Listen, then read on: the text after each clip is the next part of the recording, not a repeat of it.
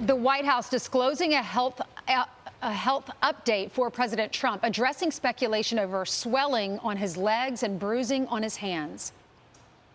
The president underwent a comprehensive examination and revealed chronic venous insufficiency, a benign and common condition, particularly in individuals over the age of 70. There was no evidence of deep vein thrombosis or arterial disease.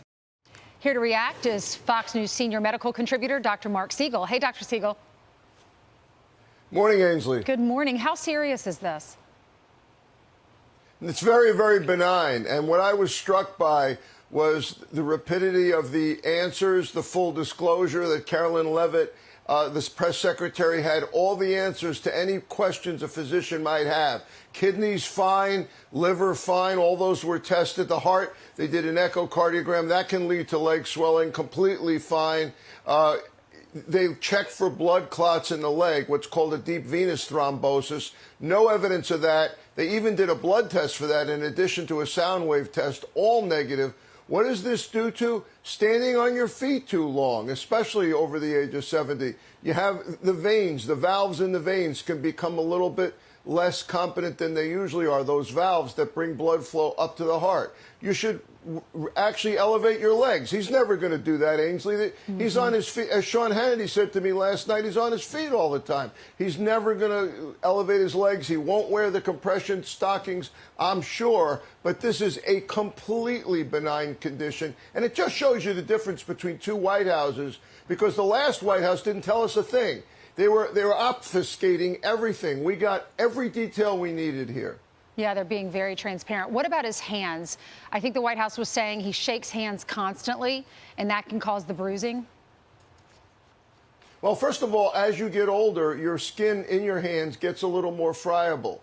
It's not as flexible, the skin, and on top of that, he's on aspirin, which can make the capillaries more prone to bruising or leaking, and he shakes hands all the time. And he has a vigorous handshake. Probably the people that shake back shake vigorously. He likes to shake hands. It's a really good sign of bringing people together. And he's not going to stop doing that either. But the bruising on the hands is also cosmetic. It is not of any concern. Okay. And again, they did all kinds of tests to show that he didn't have any kind of problem at all. It seems uncomfortable if your legs are swollen. Is there anything he can take or do? Well, as I said, he can elevate his legs, which would help. He can wear compression stockings. He should have Maha compression stockings. They're so uncomfortable if you've ever worn them. They're horrible. Okay, so he could, if it got really bad, and I don't think it is. I think it's very, very mild from what I'm seeing. But you can also get treatments done, very local treatments like laser treatments that actually treat the condition extremely easily in an outpatient. Okay. So there are things he could have done if it gets worse. But again, extremely benign. And the key here is full disclosure happened. Absolutely. Transparency. And that's good news that it's benign. Dr. Siegel, the FDA has authorized the sale of Juul, the e-cigs, the devices and the cartridges, and tobacco and menthol. What are your thoughts? Well, this has been in the works for a while. Juul is cleaning up their act in that they're focusing mostly on tobacco flavor and menthol. The other flavors that were drawing teens in are gone.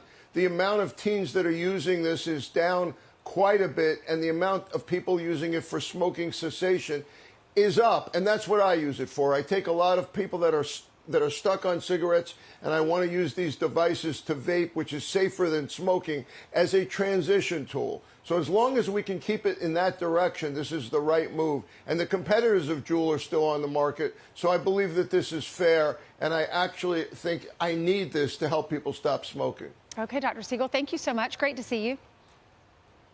Great to see you. Good morning. Thank you. Good. I'm Steve Doocy. I'm Brian Kilmeade. And I'm Ainsley Earhart. And click here to subscribe to the Fox News YouTube page to catch our hottest interviews and most compelling analysis.